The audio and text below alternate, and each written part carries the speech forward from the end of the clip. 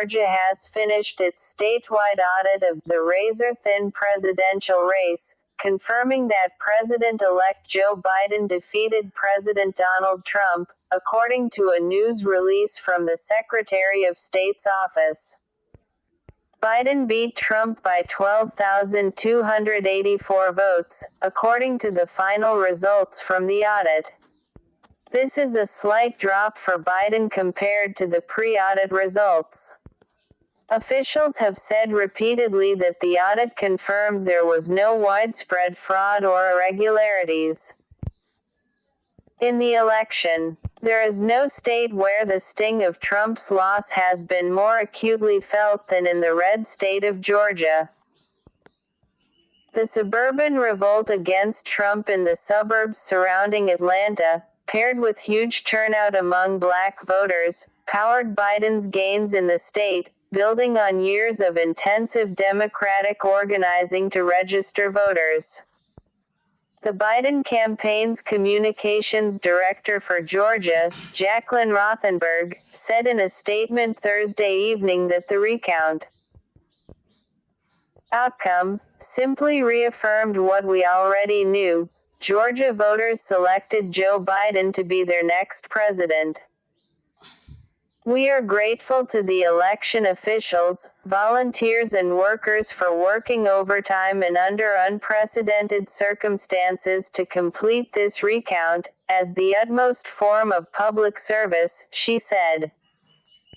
The state is now the center of the political universe, because the 2 U.S. Senate runoff elections will determine which political party controls the Senate. The president has continued to tweet debunked disinformation about voting software used in the state and objected to the recount as fake by tweeting false claims about the state's signature matching process.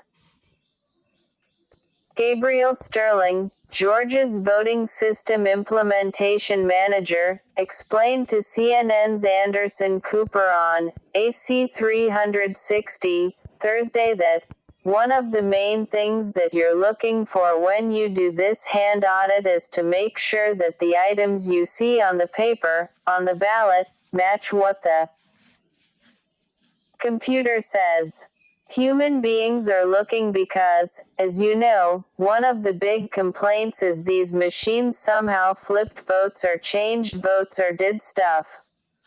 They didn't, at least not in Georgia, Sterling said. We proved it.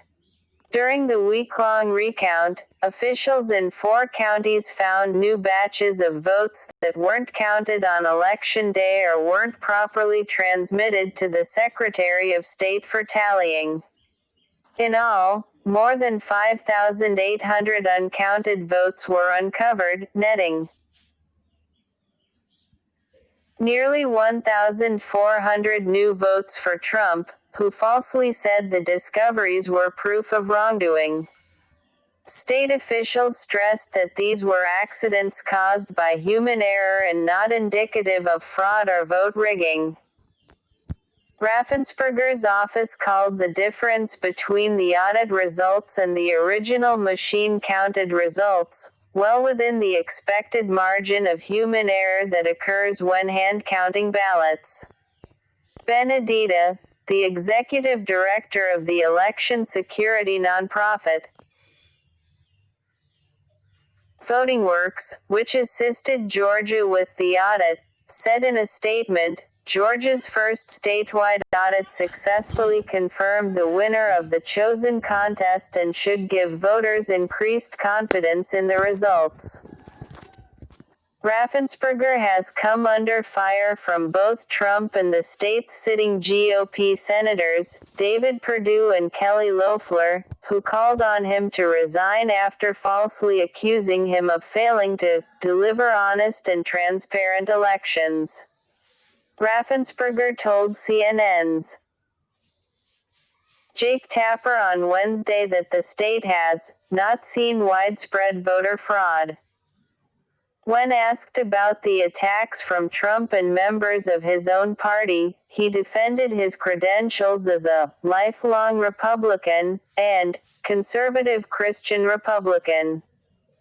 I'm going to make sure we count every legal, lawful vote, and we're not going to count any illegal votes, Raffensperger said.